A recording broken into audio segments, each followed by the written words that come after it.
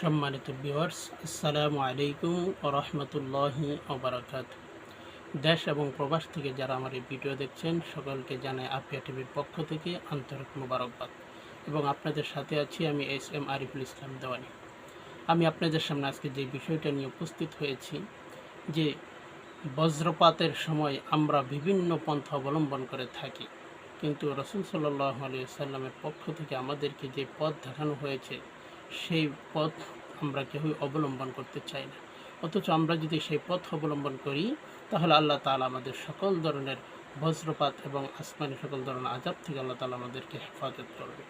এই জন্য রাসূল সাল্লাল্লাহু আলাইহি ওয়াসাল্লামের একটি হাদিস, মুসনাদে আহমদ থেকে একটা হাদিস আছে যে হযরত আব্দুল্লাহ ইবনে ওমর রাদিয়াল্লাহু তাআলা হতে বর্ণিত, নবী করিম সাল্লাল্লাহু আলাইহি ওয়াসাল্লাম যখন মেঘের গর্জন ও বজ্রপাতের আওয়াজ শুনতে পেতেন তখন পড়তেন আল্লাহুম্মা লা